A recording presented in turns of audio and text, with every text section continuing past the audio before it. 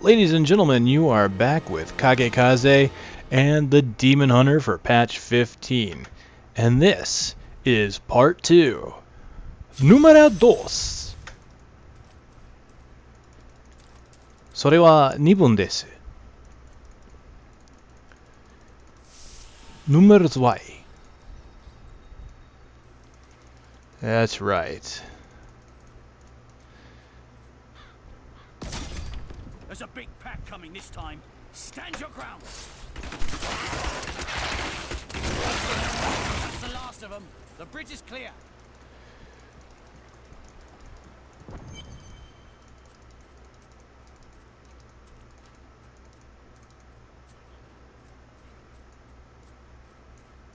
I am really close to level, so it looks like pretty soon we will have something to talk about.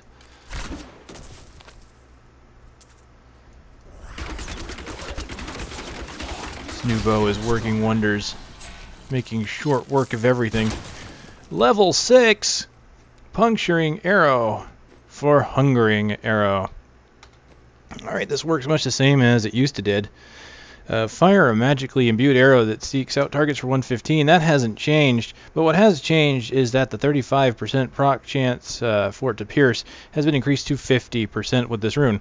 Now, this has actually been nerfed from its original version here. Hungering arrow used to be a 55% chance to proc. It is now just a flat 50%. Flip a coin. It will or it won't. Minor change, to be honest. 50 to 55. Not ready yet. Couldn't really give you a justification on that, to be honest. I guess 50% just feels like a more, I don't know, understandable number, you know. Yes or no, it's very binary. This is one of my favorite skills, and now that I've got a two-hander with decent damage, I imagine it's going to work very well for me here. As you can see, there it goes, jumping around. And what's nice is, even with this new bow, and it is making short work out of some of these enemies. Oh, time to move. I'm still not killing them so quickly that it's a problem, to be honest. I can still stick and move here and get away from them, and not that they're hurting me too much, but you know, it's all about getting the feel for the class. I could sit there and take a bit of punishment, but why get into the bad habits, really?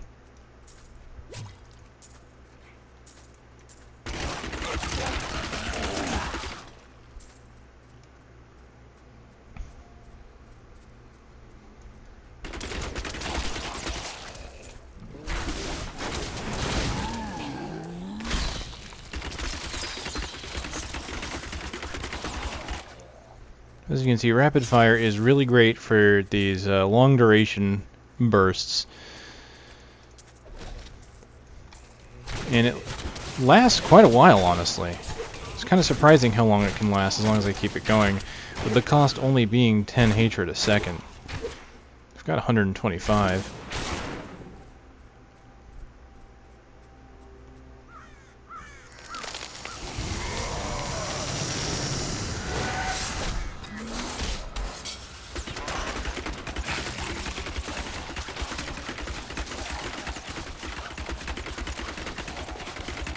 My hatred is too low. I'll just sit back here and let my arrow automatically seek them out.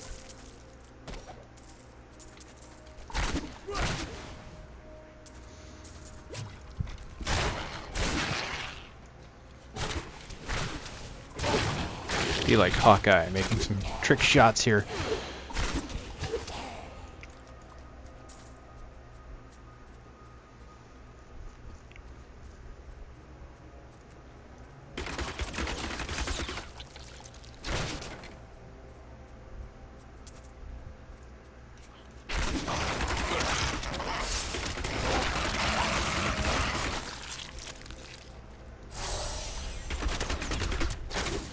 I got a protection shrine now. I can actually probably sit and take a bit of damage. Just a taste.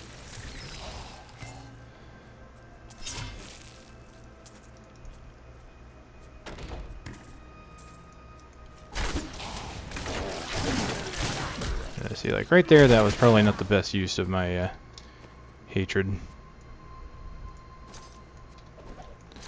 Hey, there we go, a nice red scarf. You know, I kind of like the armor motif here. You notice how his arm on his bow has the armor on it, and not the offhand here. The Demon Hunter gear looks pretty interesting to me, really. I kind of like the sets. He's honestly the most subdued class when it comes to his armor types. At least looking at the high-end armor that I've seen on some pictures.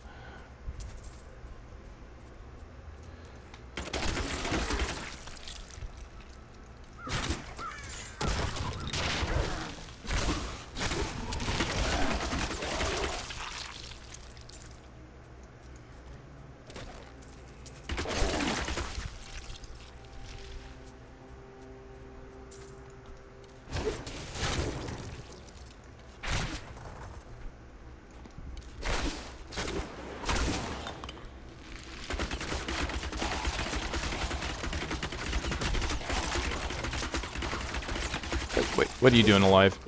Back down.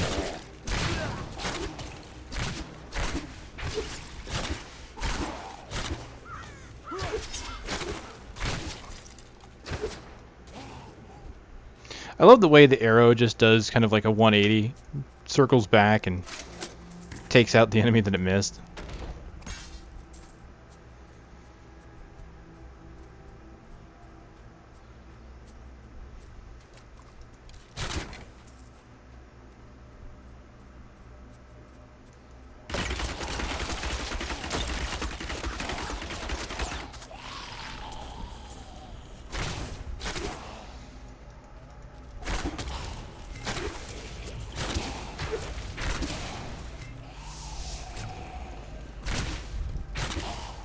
So that 50% pierce chance, I think, also affects its chance to circle back, and even if I miss a target, I think it's not just a pierce chance. I think it's a chance for the arrow to seek a target.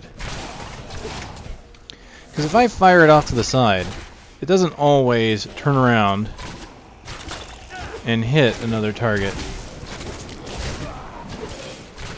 And now there it is. It's actually kind of reliably turning around at that point. Let's try this again. Yeah, they're not living long enough to really get a good idea of it.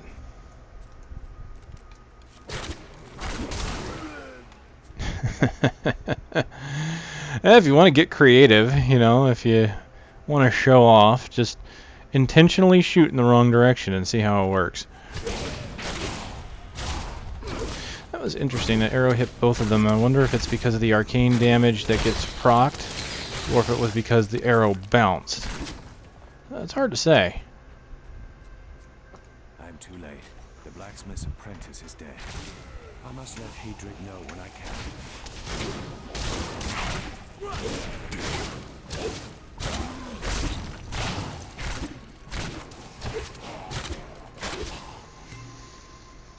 Ah, poor apprentice.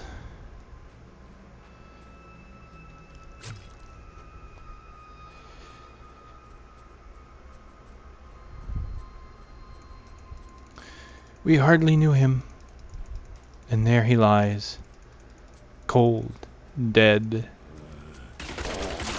in the unforgiving ground.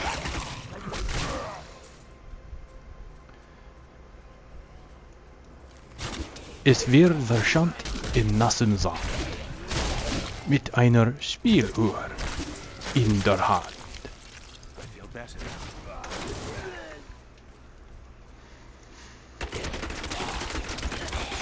I'm quite aware that everything I've said that's not in English today has probably been drastically incorrect and probably sounds really strange to the native speakers. And I actually get a few views from Germany according to my analytics, so feel free to laugh at me, guys. I know I'm bad. It's especially embarrassing because I do have a little bit of German descent in me.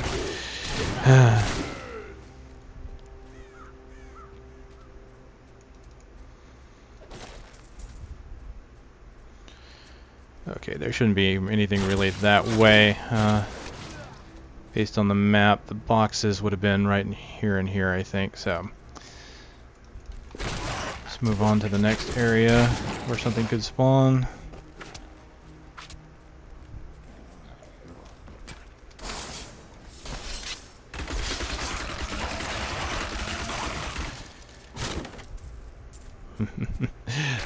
Led you into a trap.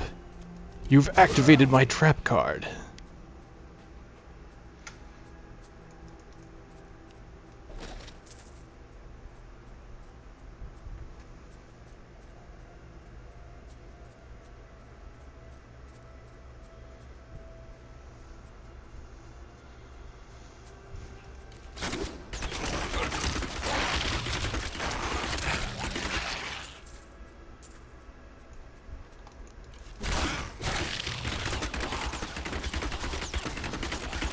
My hatred is too low.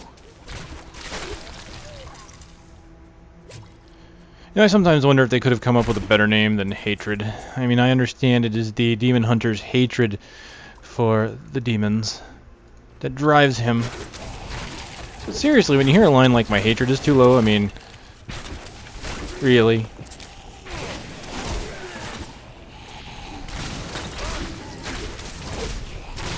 It's like, I still hate you, but I don't hate you enough to shoot at you.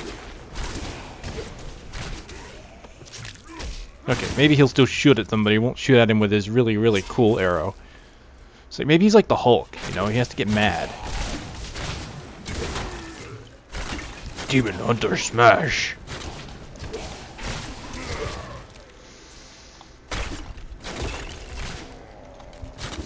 What can I say? When I run out of actual interesting topics, you get the occasional jabbering. Jibba jabba. I don't need your jibba jabba. I pity the fool that don't like Diablo 3.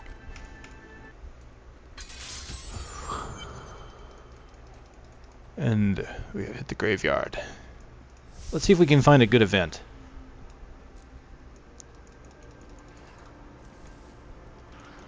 Okay, get a couple of these down to lead the way.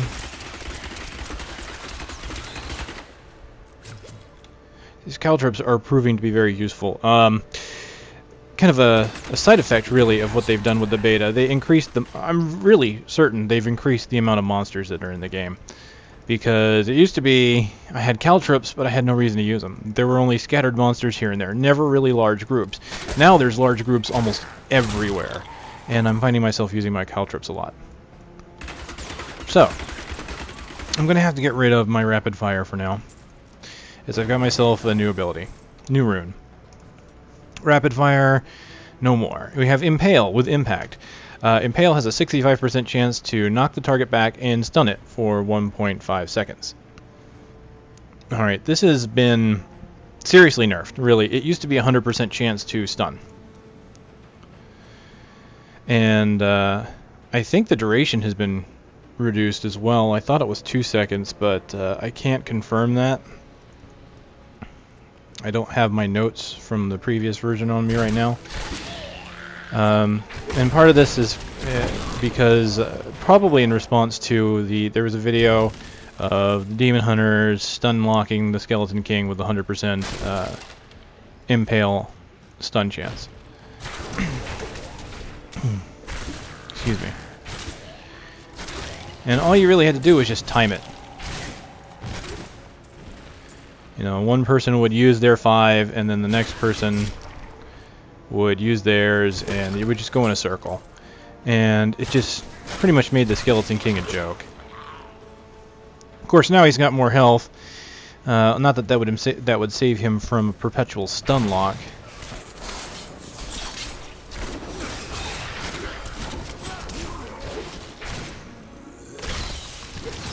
Of course, 65% is fairly high, but that's good because it is a hatred spender.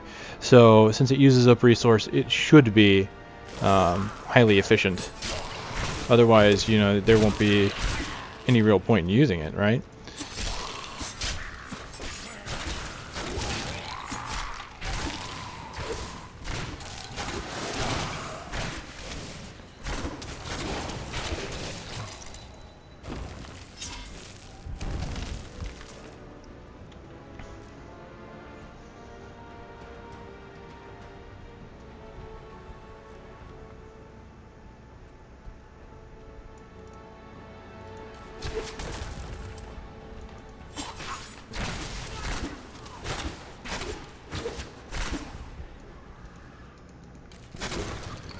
So while it may not be 100%, you think about it, you can do that about 5 times before you run out of hatred. I'll try it on Manglemaw here. You'll see that even though it's not 100%, it's still very useful against tough enemies because you can use it more than once, almost guarantee that it's going to stun in some capacity when you need it. It's one of those things where you're not going to be able to wait too terribly long before you use it. And here I'm going to go ahead and utilize the fact that I can put multiple traps down and they'll last a while. Okay, that stunned him again. Stunned again. And every single one of those stunned. 65% chance is a good chance. Of course, that could just be incredible luck. But it's still a fairly high number. So, and if it didn't stun the first time, I would have done it again. So Impale is really not that great for big groups. As you saw, Rapid Fire is more suited for that because it gets cheap. It doesn't do as much damage in the short run, but it does a lot more damage over time. And you have to consider that for some abilities. You know, just because an ability may not do a lot of damage up front doesn't mean it's bad. An ability can do more damage over time than it can do up front. And sometimes that's what you need. For example, in a boss fight, or a large group of enemies that you need to take care of.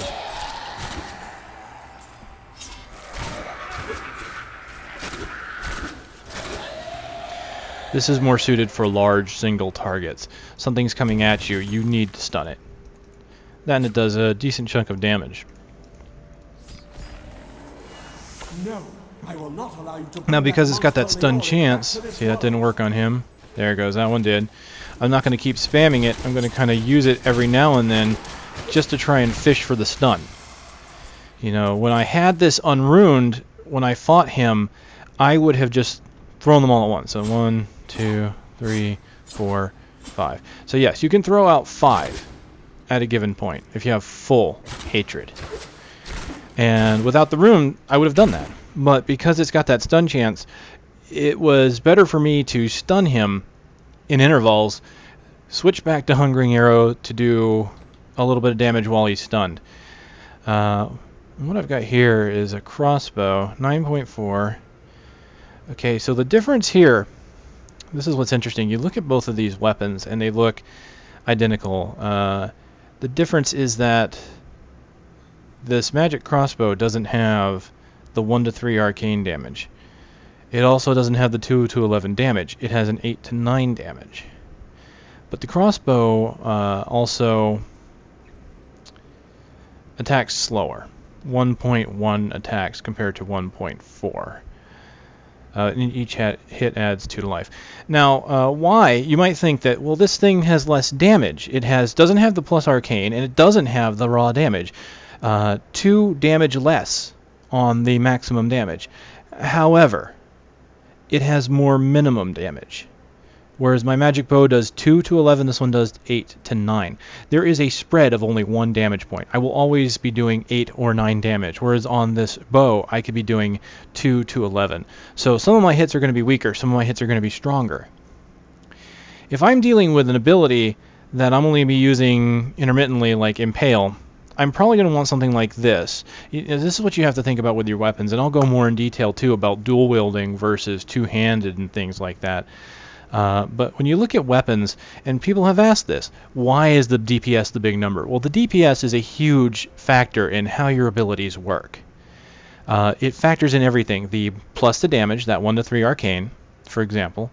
The base damage of the weapon, 2 to 11 or the 8 to 9 in this case. The weapon's speed, here again, the 1.4 or the 1.1. Also, notice that the Keen Shortbow has an increase in attack speed by 3%. I believe that's reflected in the 1.4 attacks per second. But anything that you see there, that 1 to 3 and the attack speed, that is factored into the DPS. The reason why this is 9.4, even though it has a low minimum damage, is because it attacks quickly. The crossbow cannot do more, does less maximum damage, but does more minimum damage. Therefore, the numbers are more consistent. And since you won't have lower numbers, the damage, the game basically tells you, on average, the damage you do in 1 single second will be about the same between these two weapons. Now you could get incredibly lucky, and maybe you get that 11 damage multiple times. In that case, the keen shortbow would be better, because it just did a whole bunch of damage at once on its high-end spectrum. But you can't rely on that. And this is honestly, I'll grab this as I'm talking here. This is honestly something you had to consider even in Diablo 2, at least as a sorceress. Because the sorceress had different schools. You had the cold, you had the lightning, and you had the fire. Now, I'm just going to compare fire to lightning here, because those are the two easiest to compare. Ice had its own set of advantages, such as slowdown. What I'm going to do is I'm actually going to use this crossbow to kind of get a little bit of a different view. Notice you can also use the quiver. Okay, so in Diablo 2, a lightning sorceress could do anywhere from 1 damage to some insanely high number, like 500 to 1,000 or something like that. But the minimum damage on lightning was always 1, as far as I can remember anyway. I never got very high. Like I never had a level 99 character. I was always re-rolling alts to try different skills and abilities, which is probably part of the reason why I like this new skill system. I don't have to re-roll a character to try new skills. That's what I spent most of my time in Diablo 2 doing. But that was the thing about being a lightning sorceress. You could do massive amounts of damage, or you could do hardly any damage at all. And it varied from cast to cast. Now, because the range was so high, let's just take 1 to 1,000 for example. You were on average going to be hitting, if you hit mid-range, about 500. Alright, that's acceptable. You could get exceptionally lucky. You might get several 1,000s. You could get very unlucky and get a few 1s. And those are the cases that suck. But that's all about gameplay. I'm not saying that lower minimum damage is a bad thing, because it's a more... You have to consider that lightning damage, and in this case, this bow, as a high-risk, high-reward system. You have a risk of doing no damage, but you have a reward of doing incredible damage. Risk and reward. So the fire sorceress was kind of the opposite. They wouldn't have near as high the damage. Now, they might do somewhere, the minimum damage might be 300 and the maximum damage might be 700. It would be a much smaller range. Usually fire's damage range was about half that of lightning. Or less, really. The damage spread was very tight. But in that case, fire was a system for people that preferred consistent damage. So lightning was for people that like to take... You would think lightning would be more for people that like to take risks. Whereas fire is for those that want consistency. Both systems have their benefit. Both systems have... their cons. There we go. But neither system was really superior or inferior to the other. So when you're looking at weapon damage, you kind of want to consider this. Don't just look at your DPS. DPS is great, but keep in mind that all of your skills do a percentage of your weapon damage. So in other words, let's say my Hungering Arrow just did 100% weapon damage. My Hungering Arrow would be doing 8 or 9 damage based on this. This would be doing 1 to 11, or 2 to 11. So every time I shoot, I'm affected by my weapon's damage. But keep in mind that your spells and abilities, even for the wizard, are based off of your weapon speed. So if I'm a wizard casting Arcane Missile, or Magic Missile, sorry. I'm casting Magic Missile, and if that Magic Missile always casted at the same rate, I wouldn't care about DPS. I would care about raw damage. However, the skill does base itself off of weapon damage. So if my weapon has, say, a 2.0 attack speed, I will be casting that spell twice as often. Now keep in mind, there's a trade-off here as well. if you have a skill that has a high cooldown on it, then the DPS of your weapon is not going to matter to you anymore. Take, for example, the ability Wave of Light for the monk. The giant bell comes down, does its damage, and then it does a wave behind the bell, hits everything behind it, right? This is great, but it costs 100 spirit. If you have the default 150 spirit, you can only cast it once. Then you have about half the amount of spirit you need to cast it again, so you have to go get more spirit. And of course there's passive that lets you increase your maximum spirit, but that passive won't increase or won't decrease how much time it takes to get that spirit, so keep that in mind as well. That ability, since you're only going to be using it once, possibly twice, you're not going to be concerned about weapon speed. That is a big hitting ability. That's an ability more suited for using a two-handed weapon for massive damage in one shot. Now, that being said, don't think that Wave of Light would not be useful for two-handers or for dual wielders.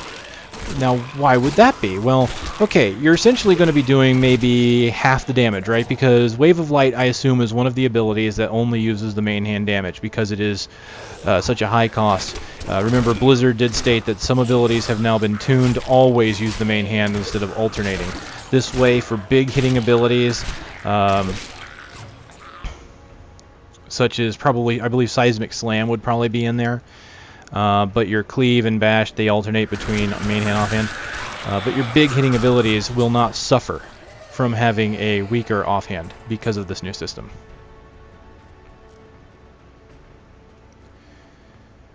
So, Wave of Light. Why would it be useful with a dual wielder? Well, for the simple fact that when you dual wield, you attack faster. And when you attack faster using a spirit generator, you gain more spirit. So, in a way, your weapon's speed does matter because that's how fast you're going to get the spirit back so you can use the ability again. You may not hit as hard with that ability, but you might be able to do that ability more often because you're attacking quickly with your spirit generators. You won't be using the ability itself, like you won't be using it 3 times instead of 2, but you will be getting the spirit you need. And that was kind of something I just wanted to make sure I kind of brought up for classes that have generators, like the Demon Hunter here. Now, I'll go ahead and go over it now, even though I don't have any items to kind of show you with. Compare dual wielding to using a two-hander here. Using a two-hander is typically going to yield more damage on all of my abilities. And this is really good for certain abilities that, like this Hungering Arrow that has a chance to pierce, it'll do its 115 every time it hits. High abilities like Impale. Rapid Fire actually benefits both because Rapid Fire will fire much faster with dual wielding. It will alternate between both weapons very quickly. For the Demon Hunter, a lot of these abilities work really well for a two-hander because they'll hit pretty hard and you'll be able to keep moving. You know, it all depends on, do you want to be able to kind of run away, do that, get like 1 or 2 big hits? Do you want to be able to sit there and attack fast while still moving? And that's the thing. With Hatred, it's always regenerating, but you will regenerate it faster if you're using 2 one-handed crossbows, because you are attacking more often. Dual wielding, I couldn't really tell you which one does more DPS. The big problem there, and the reason why, is because it really depends on what procs you get on a weapon. Because if you get really good plus damage procs, a single-handed weapon can out-DPS a two-handed weapon. So you might get lucky and have a dual wield combination that's much better than a two-hander, or you might get a two-hander that's got such amazing abilities on it that it'll beat out any hand crossbow. And keep in mind, you do not have to dual wield with a hand crossbow. If you find a really good one, you could put an offhand on, or a quiver, which is, you know, still an offhand, but I mention that separately because it's very specifically tailored to the Demon Hunter. When I say offhand, I mean more like shields or other items like that. I think shields are honestly the only neutral offhand in the game, so I suppose I wouldn't have to make that distinction, right? So I think about it, every other offhand is based on class specifics. Alright, I've gone on long enough about weapon speeds. I got a new ability. In my defensive slot, I now have Smokescreen. This is a new ability to the beta. Smokescreen makes you vanish behind a wall of smoke. You become momentarily invisible for 3 seconds. Cost 24 discipline. This is a high cost. I only have 30 discipline. That will leave me with only 6. Which, incidentally, is not even enough to do Vault. For some reason I thought that was 6, but nope. Not even enough to do caltrops. So you use that and you're going to have to wait. Since you get about 1 back a second, do that. I have 6, and so about 2 seconds later I could do a caltrops or a vault. So basically you're going to spend 2 of those seconds that you're invisible either getting out of the way or whatever you need to do. It's an interesting ability. You basically drop any kind of monster aggro. And during this duration, you're allowed to attack. So let me go ahead and put it on. We'll give it a shot. It's really, I prefer, when it comes to moving around, I prefer caltrops, especially because it doesn't cost as much discipline. As far as changes to this, duration was decreased, according to the official patch notes, from... increased. Duration was increased from 2 seconds to 3 seconds. So we get 1 more second of that. That's nice to see.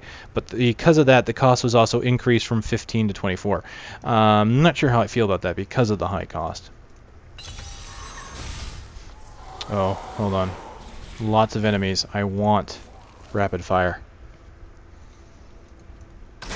I will experiment with Smokescreen, but I really want rapid fire for this. With this many enemies, Impale is going to be not that useful to me.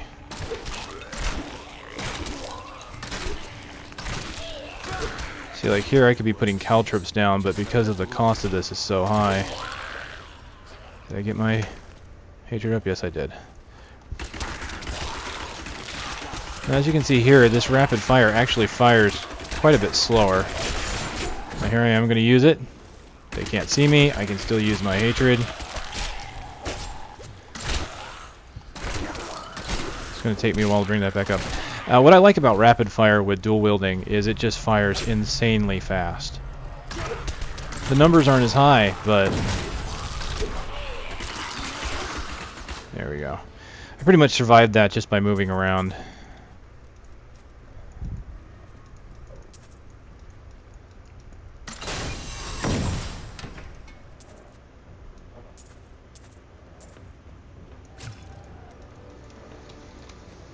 Okay, let's see. Did I get anything better? Hey, I got a bow that's 9.8 DPS. And it has a decent spread, 4 to 10, so it has a higher minimum.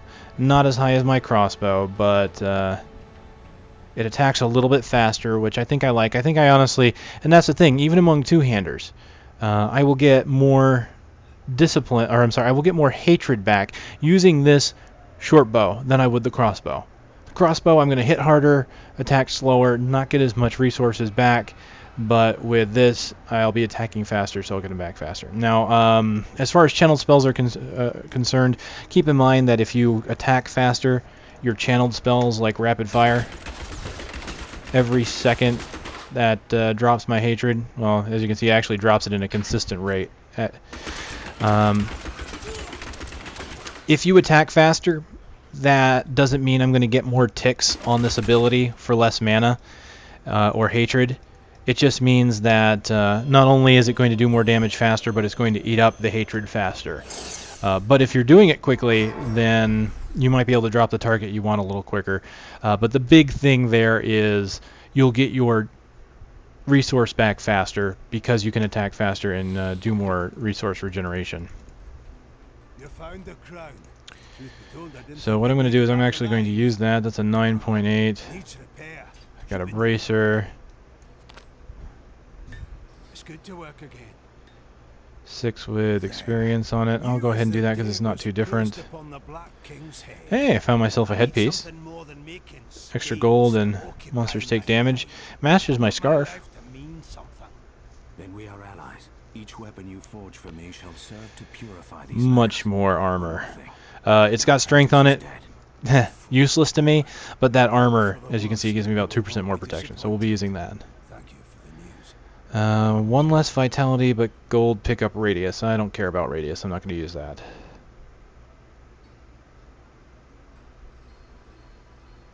You'll notice here... Oh no, I didn't put the new one on. Let me put the new one on. Okay, yeah, it does show the difference in damage. Alright, I think that's all I need. Let me just do a real quick salvage of all of this.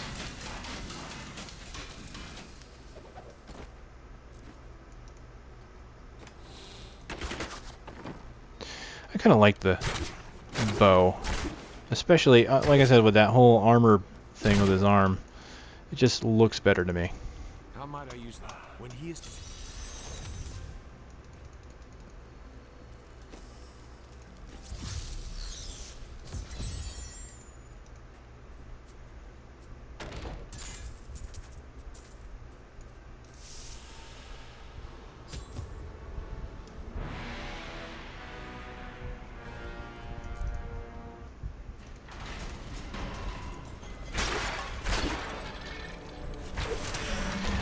So I'm hoping I maybe gave you guys some insight as far as what to expect when dual wielding and using two-handed weapons. And again, this philosophy applies for all the classes that can dual wield: monk, demon hunter, barbarian, wizard, and witch doctor. They always use a main hand offhand combination, so they're pretty much exempt from it, and their resources have a natural regeneration anyway.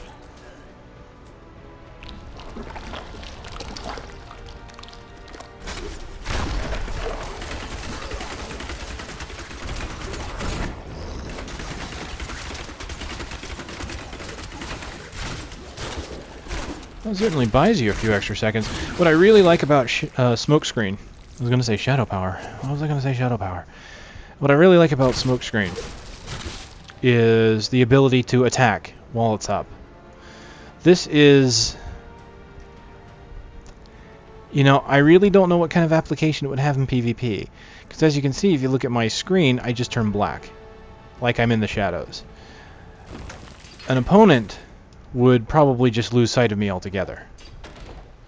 That would be my assumption.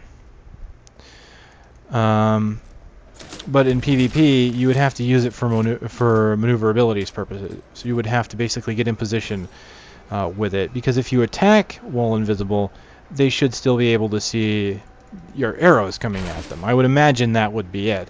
So even though monsters don't see me when I'm attacking them, I imagine players will see you. But again, this is all speculation, especially since the PvP part of the game will not be releasing at launch day. I never touched on that because PvP, I'll be honest, is not something I really care about in this game.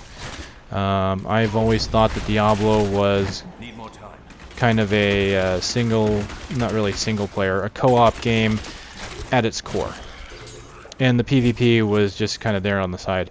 Especially since it was so easy to just kind of go aggro on somebody and try and kill them. I mean, that's really what it felt. That's really what the PvP felt like to me, because that's all I really saw of it. And there were people that liked duels and whatnot, but you know, and that's great. But there were a lot of people that used it for other means. But I'm not too worried about it not being shipped, because they already said they will release it. It's just not going to be at ship because they don't like how it's balanced yet. Unlike World of Warcraft, PvP and PvE will be separate games. You will do different damages. You'll have slightly different, like, crowd control will not be as high in some form.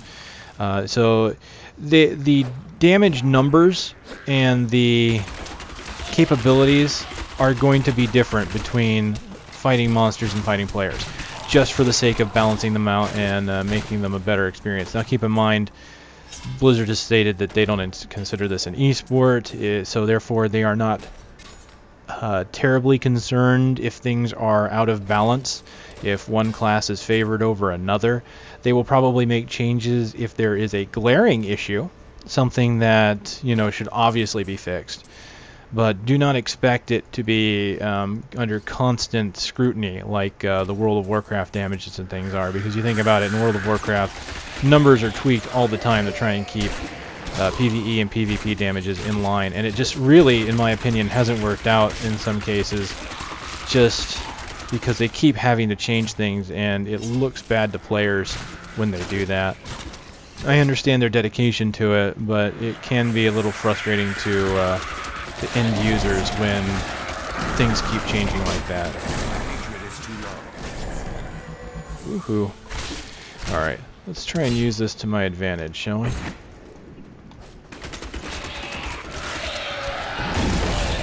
There we go, that worked.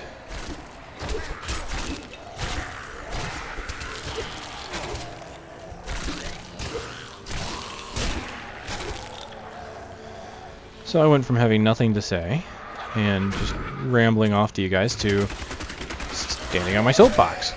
Cool. Happens every time. I swear.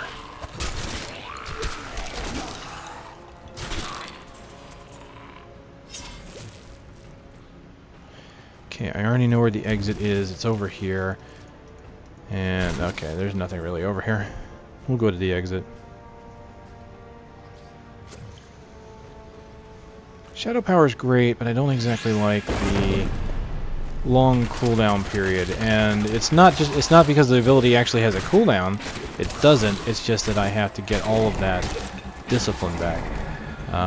Shadow power would probably be great with preparation, because then you could pop preparation to get your discipline back. Which is probably why it doesn't have a cooldown, because then you can smoke screen, preparation, smoke screen again if need be.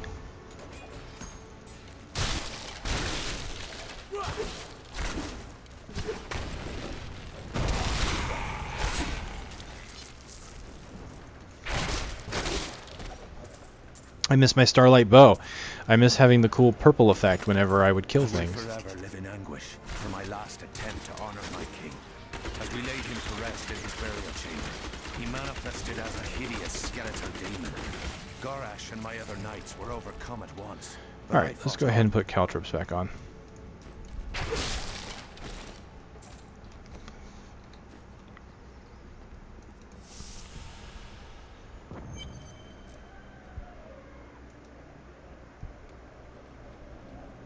Need more time.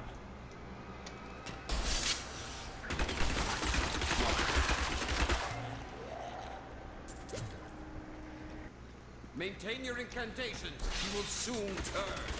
Ave magistros, ave registras, ave leodastas, ave... Long range artillery strike. I am free. Enemy missile launch detected. Back to my mission. Who are you? You will know soon. Tell me, what brought you to this infernal place? I must kill the skeleton king. Then our aims align.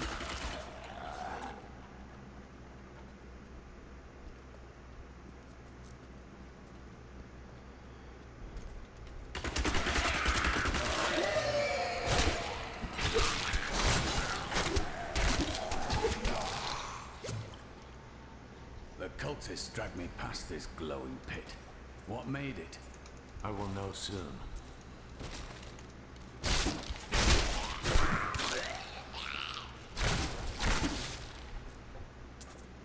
Down this way. He's free! Do not let him I'm rearm! hoping to hit 9 and get Volt here. I like that ability. Cormac, warrior of the Templar Order. If it is the Skeleton King you seek, then you will have to fight your way past John Yeah, Dark. Volt at 9. There is no Something reason about using to Volt properly, Usually prefer to especially be against the I will Skeleton make an King. exception for a warrior like yourself.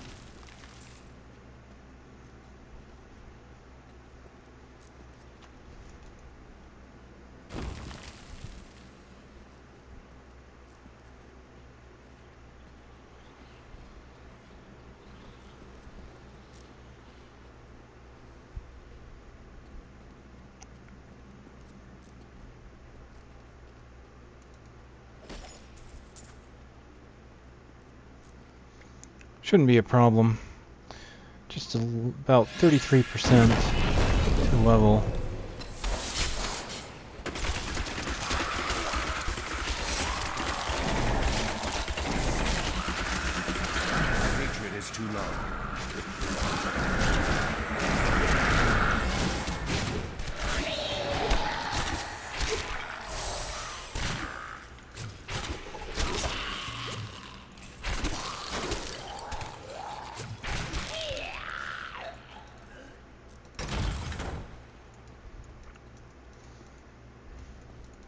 So they say Volt for a higher level now.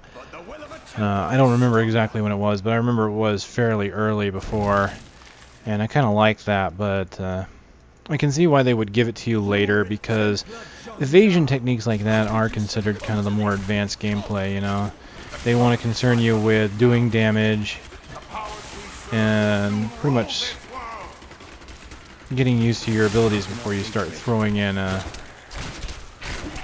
other techniques. Ooh, poison. Darn it, John Dar.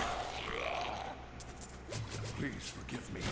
My vision was clouded by the goblins. Yeah, for a poison nova that's been increased in damage, it certainly didn't hurt very much. Never be forgiven. Thank you for your aid. I will go with you on your hunt for the skeleton. Then onward. You know what? I love you. But, it's not you, it's me. I love you, but I'm not in love with you, Cormac. I'm sorry. And this is kind of by request. Someone asking for, you know, they say they see everybody taking the Templar. You know, what would it be like without him? And to be honest, I don't think the Templar is very needed. You know, the one thing that he is exceptionally useful for is getting heals out if you're taking a lot of damage. Other than that, he really doesn't do a lot of damage. He's just kind of there. Kind of takes the enemy focus off of you a bit, but this gave me a chance to try and play the Demon Hunter without him and get used to my maneuverability and stuff like that. Well, anyway, this is kind of the natural stopping point once again for part 2. I'll go ahead and stop, and we'll explore Cathedral level 4 in part 3. Possibly even get to the Skeleton King. Alright guys, this is Kage Kaze. Thank you for watching. Thumb up if you like it. Leave your comments, questions, and concerns in the fields below.